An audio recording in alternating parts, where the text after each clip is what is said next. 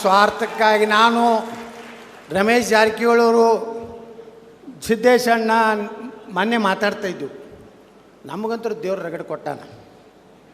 ಇನ್ನು ರೊಕ್ಕ ತಿನ್ನೋದಕ್ಕೆ ರಾಜಕಾರಣ ಮಾಡಬಾರ್ದು, ಲೂಟಿ ಮಾಡ್ಲಿಕ್ಕೆ ರಾಜಕಾರಣ ಮಾಡೋದಿಲ್ಲ. ಈ ರಾಜ್ಯವನ್ನು ರಾಮರಾಜ್ಯ ಮಾಡಬೇಕು ಅಂತ ಸಂಕಲ್ಪ ಇಟ್ಟು ಹೋರಾಟ ಮಾಡ್ತಾ ಇದ್ದೀವಿ. ಬಂಧುಗಳು, ನಾವೆಲ್ಲ ಸಮಾಜದವ್ರು ಕೂಡೀವಿ, ಎಲ್ಲರೂ ಈಕ್ವಲ್. ಯಾವನೋ ಲೀಡ್ರ ಯಾವನಿಗೂ ಅಪ್ಪಾಜಿ ಅಂತ ಕಾಲು ಮುಗಿಯೋ ಮಕ್ಕಳು ನಾವಲ್ಲ. ನಾವೇನಿದ್ರು ಸರ್ವ ಸಮಾಜಗಳನ್ನು ವಿಶ್ವಾಸಕ್ಕೆ ತಗೊಂಡು ಈ ರಾಜ್ಯದಲ್ಲಿ ಒಂದು ಪ್ರಾಮಾಣಿಕ ಭ್ರಷ್ಟಾಚಾರ ರಹಿತವಾದಂಥ ನಮ್ಮ ಜನರ ರಕ್ಷಣೆ ಆಗಬೇಕು. ಅದು ವಕಫ್ನಿಂದ ರಕ್ಷಣೆ ಆಗಲಿ, ದೀನ ದಲಿತರ ಹಣ ದುರುಪಯೋಗ ಆಗದಂತೆ ನಮ್ಮ ಹೋರಾಟ. ಇವತ್ತು ಬಂಧುಗಳೇ, ಈ ಹೋರಾಟ ಯಾಕೆ ಪ್ರಾರಂಭ ಆಯ್ತಂದರೆ, ಬಿದರ್ದಿಂದ ಜಮೀರ್ ಅಹ್ಮದ್ ಖಾನು ವಕಫ್ ಅದಾಲತ್ ಪ್ರಾರಂಭ ಮಾಡ್ದ. ಹೇಳ್ತಾನೆ ಜಮೀರ್ ಅಹ್ಮದ್ ಖಾನು 1,11,000 ಎಕರೆ ಕರ್ನಾಟಕದಲ್ಲಿ ವಕಫ್ ಆಸ್ತಿ ಇದೆ. ಅಲ್ಲಾ ಕಹೇ, ಎಲ್ಲಿದು ಬತ್ತಪ್ಪ ಅಲ್ಲ?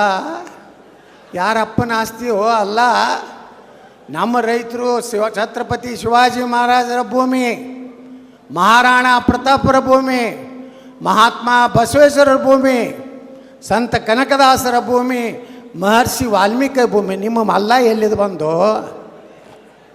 ಅವ ಹೇಳ್ತಾನೆ, ಒಂದು ಇದು ತೋರಿಸ್ತಾನೆ, ಏನು ಫೋಟೋ, ಇದಕ್ಕೋ ಕೈಸೆ ಬನಾಯ, हाँ इंशाअल्लाह हरा रंग लगाया कब्रस्तान को. वो क्या ಏನು ಅಂತಾನಲ್ಲ ನಮಗೆ ಸೈತಾನು ಏನು ಜಮೀರ್ಯ ನೀ ಏನು ನಾವೇನು ಅಳಬುರ್ಕದೀವ?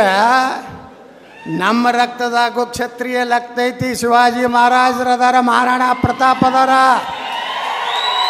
ನಮ್ಮ ರಕ್ತದಾಗೂ ವೀರರಾಣಿ ಕಿತ್ತೂರು ಚೆನ್ನಮ್ಮ, ಸಂಗೊಳ್ಳಿ ರಾಯಣ್ಣದಾರ. ಮದಕರಿ ನಾಯಕ ಅದಾನ, ಒಣಕೆ ಓಬಾವದಾಳ. ನಿಮ್ಮ ಅಕ್ಬರ ನಮ್ಮ ಮಹಾರಾಣಾ ಪ್ರತಾಪ್ ಹೆಸರು ನೋಡಿದ್ರೆ ಅಲ್ಲೇ ಪಾಯ್ಜಾಮ ಟರ್ರ ತುಚ್ಚಿ ಹೋಯ್ತಿದ್ದ. ಎಂದೂ ಯುದ್ಧಕ್ಕೆ ಬರಲಿಲ್ಲ ಮಹಾರಾಣಾ ಪ್ರತಾಪ್ ವಿರುದ್ಧ. ನೀನು ನಮ್ಮನ್ನು ಸೈತಾನತಿ. ನಮ್ಮ ಅಪ್ಪನ ಅಪ್ಪ ಬಸಪ್ಪ ಮಲ್ಲಪ್ಪ ಕಲ್ಲಪ್ಪನೇ ಇದ್ದ, ಈಗ ನಮ್ಮ ಹೆಸರು ಬಸಪ್ಪನೇ ಇಟ್ಟಾರ. ನಿಮ್ಮ ಅಪ್ಪನ ಅಪ್ಪ ಮಲ್ಲಪ್ಪ ಇದ್ದೋ ಕಲ್ಲಪ್ಪ ಇದ್ದೋ ಬಸಪ್ಪನೇ ಇದ್ದ. ನೀವೆಲ್ಲ ಅಂಜಿ ಸಾಬ್ರದವರು, ನಾವು ಅಂಜಲಾರ್ದೆ ಹಿಂದೂಗಳಾಗಿ ಕುಂಕುಮ ಭಂಡಾರ ಇಬತ್ತಿ ಹಚ್ಕೊಂತ ಸ್ವಾಭಿಮಾನಿ ಸಮಾಜನೇ ಇವತ್ತು ನಮ್ಮ ದೇಶನಾಗ ಉಳಿದಂಥವ್ರೆ ಹಿಂದೂಗಳು. ಬಂಧುಗಳೇ, ನಮ್ಮ ಭೂಮಿ ಕೇಳ್ತಿ ನೋಡ್ರಿ. ನಾವು ಬಿದರ್ಕ್ಕೆ ಹೋಗಿದ್ದೀವಿ, 13,000 ಎಕರೆ ಒಬ್ಬ ಜಾಫರ್ ಅನ್ನೋಂಥ ಒಬ್ಬ ಜಿಲ್ಲಾಧಿಕಾರಿಗಳು ರಾತ್ರಿ ಗುರ್ತೇ ಇಲ್ಲ ರೈತರಿಗೆ, ಮುಗ್ಧ ರೈತರಿಗೆ. ಪಾಪ ಅವರು ಉತಾರಿ ನೋಡ್ಲಿಕ್ಕೆ ಹೋಗಿಲ್ಲ, ಮಠಗಳದವ್ರು ಉತಾರಿ ನೋಡಿಲ್ಲ. ಬೀರಪ್ಪನ ಗುಡಿನೇ ವಕಫ್, ವಿರಕ್ತ ಮಠನೇ ವಕಫ್. ಬಸವಣ್ಣವ್ರ ಬಗ್ಗೆ ಭಾಳ ದೊಡ್ಡ ಗತಿ ಹೇಳ್ತಾರಲ್ಲ, ಅದೂ ವಕಫ್ ಆಗೈತಿ ಬಿದರ್ನಾಗ. ಯಾವ ಬಸವಣ್ಣ ಅಲ್ಲಮ ಪ್ರಭು ಅನುಭವ ಮಂಟಪ ಅಂತೇಳಿ ಜಗತ್ತಿನ ಮೊದಲ ಪಾರ್ಲಿಮೆಂಟ್ ಅಂತ ಕರೀತಾರೆ ಇವತ್ತು ಅನುಭವ ಮಂಟಪ. ಅಲ್ಲಿ ಅಲ್ಲಮ ಪ್ರಭುಗಳು ಸ್ಪೀಕರ್ ಇದ್ದರು, ಅಲ್ಲಿ ಪ್ರಧಾನಮಂತ್ರಿ ಬಸವಣ್ಣವರಿದ್ದರು, ಅಕ್ಕ ಮಹಾದೇವಿ, ಎಲ್ಲ ಶರಣರು, ಎಲ್ಲ ಸಮಾಜದ ಒಬ್ಬೊಬ್ಬ ಶರಣರಿದ್ದರು. ಆ ಎಲ್ಲ ಸಮಾಜದ ಶರಣರು ಕೂಡಿ ಅನುಭವ ಮಂಟಪ ನಡೆಸ್ತಾಯಿದ್ರು. ಸಮಾಜದಲ್ಲಿ ಬದಲಾವಣೆ ಹೆಂಗೆ ತರಬೇಕು, ಅಸ್ಪೃಶ್ಯತೆಯನ್ನು ಹೆಂಗೆ ಹೋಗಲಾಡಿಸ್ಬೇಕು, ಅಂತರ್ಜಾತಿ ವಿವಾಹ ಮಾಡೋದ್ರ ಮೂಲಕ ಒಂದು ಹೊಸ ಕ್ರಾಂತಿಯನ್ನು ಮಾಡುವಂಥ ಕೆಲಸ ಮಾಡುವಂಥ ಅನುಭವ ಮಂಟಪ ಇವತ್ತು ಪೀರ್ ಭಾಷಾ ದರ್ಗಾ ಆಗಿದೆ. ಬಂಧುಗಳೇ, ಇದ್ರ ಬಗ್ಗೆ ಯಾರೂ ಮಾತಾಡ್ತಾ ಇಲ್ಲ.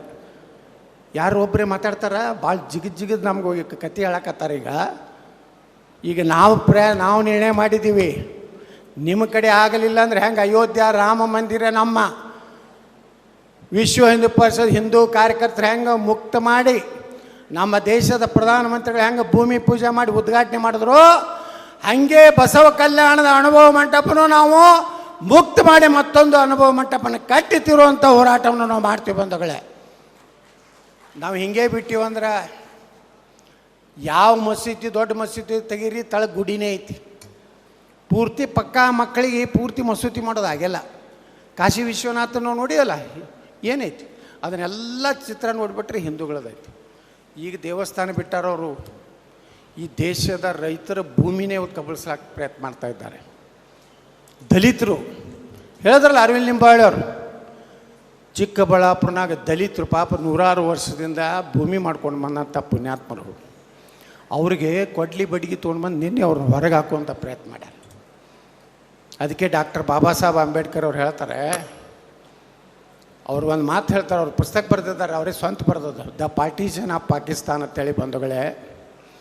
ಅದರಲ್ಲಿ ಅವ್ರು ಹೇಳ್ತಾರೆ, ಭಾರತ ಮತ್ತು ಪಾಕಿಸ್ತಾನ ಎರಡು ದ್ವಿರಾಷ್ಟ್ರ ವಿಚಾರವನ್ನು ನಾನು ವಿರೋಧ ಮಾಡ್ತೀನಿ. ಒಂದು ವೇಳೆ ಈ ನೆಹರೂನ ಪ್ರಧಾನಮಂತ್ರಿ ಆಗೋದಕ್ಕಾಗಿ, ನೆಹರು ಪ್ರಧಾನಮಂತ್ರಿ ಆಗಲಿಕ್ಕೆ ಓಟೇ ಇರಲಿಲ್ಲ.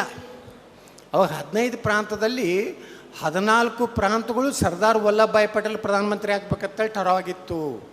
ಈ ಗಾಂಧಿಯ ಒತ್ತಡದಿಂದ ಅನಿವಾರ್ಯವಾಗಿ ಒಪ್ಕೊಂಡ್ರು. ಇದನ್ನು ಬಾಬಾ ಸಾಹೇಬರು ಹೇಳ್ತಾರೆ, ಭಾರತ ಪಾಕಿಸ್ತಾನ ನೀವು ಏನಾರು ಹೊಡಿದಿದ್ರೆ ಭಾರತದಲ್ಲಿರೋ ಮುಸಲ್ಮಾನರನ್ನ ಪಾಕಿಸ್ತಾನ ಕೊಟ್ಟು ಕಳಿಸಿ, ಎಲ್ಲರೂ ಒಂದು ಹುಳ ಇರಬಾರ್ದಿಲ್ಲ. ಆ ಪಾಕಿಸ್ತಾನದಲ್ಲಿರೋ ಹಿಂದೂಗಳನ್ನೆಲ್ಲ ಭಾರತಕ್ಕೆ ತೊಗೊಂಡು ಬರ್ರಿ. ಇದು ನಾ ಹೇಳಿದ್ದಲ್ಲ, ಬಾಬಾ ಸಾಹೇಬ್ ಅಂಬೇಡ್ಕರ್ ಹೇಳ್ತಾರೆ. ಅವ್ರು ಮುಂದೆ ಹೊಡೆದೇನು ಹೇಳ್ತಾರೆ, ನೀವು ಎಲ್ಲಿವರೆಗೆ ಅವ್ರನ್ನ ಇಲ್ಲಿದಿಂದ ಕಳಿಸೋದಿಲ್ಲ, ಭಾರತದಲ್ಲಿ ಶಾಂತಿ ನೆಮ್ಮದಿಯಿಂದ ಜೀವನ ಮಾಡಲಿಕ್ಕೆ ಅವರು ಬಿಡೋದಿಲ್ಲ. ದಿನಾನು ಜಗಳ ತೆಗಿತಾರೆ, ದಿನ ಕಲ್ಲು ಹೋಗಿತಾರೆ, ಮೆಜಾರಿಟಿ ಆದ್ರಂದ್ರೆ ಹಿಂದೂಗಳನ್ನ ಹೊಡೆದು ಓಡಿಸಿಬಿಡ್ತಾರೆ, ಮಠಗಳು ಬಡದು ತಗೋಲಕತ್ತಾರೆ. ಒಂದೊಂದು ಹಳ್ಳಿ ಒಳಗೆ 70% ಅವ್ರು ಆದ್ರಂದ್ರೆ ನಿಮ್ಮನ್ನು ಊರಿನಿಂದ ಇವತ್ತು ದಾಟಿಸ್ಬಿಡ್ಲಕತ್ತಾರೆ. ಅದಕ್ಕೇ ಬಂಧುಗಳೇ, ಅಂಬೇಡ್ಕರ್ ಅವರು ಇನ್ನೊಂದು ಮಾತು ಹೇಳ್ತಾರೆ, ಇಸ್ಲಾಮದಲ್ಲಿ ಮತ್ತೊಂದು ಧರ್ಮದವ್ರನ್ನ ಅಣ್ಣ ತಮ್ಮರತ್ ನೋಡುವಂಥದ್ದು ಅವರು ಕುರಾಣದಲ್ಲೇ ಬರೆದಿಲ್ಲ. ನೀವ್ಯಾರು ಹೇಳ್ತಿರತ್ತೇಳಿ, ಯಾರು ಅಂಬೇಡ್ಕರ್ ಅವಾಗ ಹೇಳ್ಯಾರ. ಆದರೆ ಯಾರು ಅಂಬೇಡ್ಕರ್ ಮಾತು ಕೇಳಿದ್ರು ಅವಾಗ? ಯಾವ ಪುಣ್ಯಾತ ಅಂಬೇಡ್ಕರ್ ಅವರು ಸಂವಿಧಾನ ಬರೆದ್ರು ಅಂತೇಳಿ ಇವತ್ತು ನಾವು ಎಲ್ಲ ಊರು ಹಳ್ಳಿಗಳಲ್ಲಿ ಅವ್ರ ಮೂರ್ತಿ ಕೂಡಿಸಿವಲ್ಲ. ಅವರು ದಿಲ್ಲಿಯಲ್ಲಿ ಅವರು ನಿಧನರಾದಾಗ ಅವರಿಗೆ 100 ಫೂಟ್ ಜಾಗ ಕೊಡಲಿಲ್ಲ ಅವ್ರ ಅಂತ್ಯಕ್ರಿಯೆ ಮಾಡಲಿಕ್ಕೆ ಇದೇ ಕಾಂಗ್ರೆಸ್ಗರು. ಇವತ್ತು ಇಲ್ಲಿ ಫೋಟೋ ಅಡ್ಕೊಂಡು ಅಡ್ಡಾಡ್ತಾರೆ ಅವ್ರು ಕಾಂಗ್ರೆಸ್ನವ್ರು, ಅಂಬೇಡ್ಕರ್ ಅಂಬೇಡ್ಕರ್ ಅಂಬೇಡ್ಕರ್ ಅಂತ. ಅದೇ ಅಂಬೇಡ್ಕರ್ ಅವ್ರಿಗೆ ಅಲ್ಲಿ ನೆಹರೂಗೊಂದು 200 ಎಕರೆ ಐತಿ, ಇಂದಿರಾ ಗಾಂಧಿಗೊಂದು 200 ಎಕರೆ, ಇವರೆಲ್ಲಾರ್ದು ಕೂಡಿದ 400-500 ಎಕರೆ ಇವರು ಬರೇ ಗೋರಿಗಳದಾವ. ಈ ದೇಶಕ್ಕೆ ಹಿಂದುಳಿದ ದಲಿತ ಸಮುದಾಯಕ್ಕೆ ನ್ಯಾಯ ಕೊಟ್ಟಂಥ ಪುಣ್ಯಾತ್ಮ ಅಂಬೇಡ್ಕರ್ಗೆ ದಿಲ್ಲಿಯಲ್ಲಿ ಜಾಗ ಸಿಗಲಿಲ್ಲ ಬಂಧುಗಳೇ. ಅವರಿಗೆ ಅವರ ಪಾರ್ಥಿವ ಶರೀರ ಒಯ್ಯಲಿಕ್ಕೆ ವಿಮಾನ ಸಹಿತ ಕೊಡಲಿಲ್ಲ ಮುಂಬೈಗೆ. ಅಂಬೇಡ್ಕರ್ ಅವ್ರದ್ದು ಸ್ವಂತ ಕಾರ್ ಇತ್ತು, ಆ ಕಾರು ಮಾರಿ ಏರ್ ಇಂಡಿಯಾಕ್ಕೆ ರೊಕ್ಕ ತುಂಬಿ ಅಂಬೇಡ್ಕರ್ ಅವರನ್ನು ಮುಂಬೈ ಚೌಪಾಟಿಯಲ್ಲಿ ತಂದು ಅಂತ್ಯಕ್ರಿಯೆ ಮಾಡ್ತಾರೆ.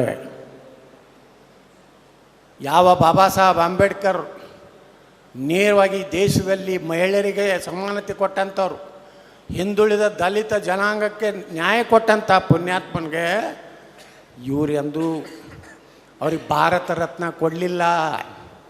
ನೆಹರು ತಾನೇ ತೊಗೊಂಡ ಭಾರತ ರತ್ನ, ಇಂದಿರಾ ಗಾಂಧಿ ತಾನೇ ತೊಗೊಂಡಳು, ರಾಜೀವ್ ಗಾಂಧಿ ತಾನೇ ತೊಗೊಂಡ.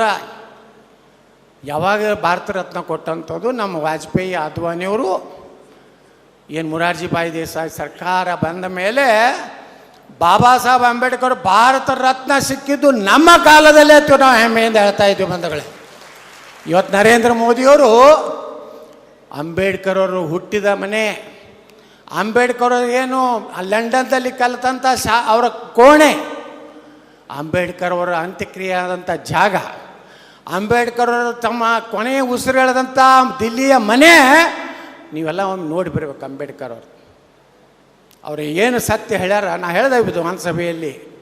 ಅಂಬೇಡ್ಕರ್ ಒಬ್ಬ ತ್ರಿಕಾಲಜ್ಞಾನಿ ಇದ್ದರು, ಸಾವಿರಾರು ವರ್ಷಗಳ ಹಿಂದಿನ ದೌರ್ಜನ್ಯ ಬಗ್ಗೆ ಹೇಳ್ತಿದ್ರು. ಇವತ್ತು ಕಾಂಗ್ರೆಸ್ ಅಂದ್ರೆ ಏನು ಹೇಳಿದಾರೆ ಅವರು, ಅಂಬೇಡ್ಕರ್ ಒಂದು ಬುಕ್ನಲ್ಲಿ ಕಾಂಗ್ರೆಸ್ ಒಂದು ಸುಡುವ ಮನೆ.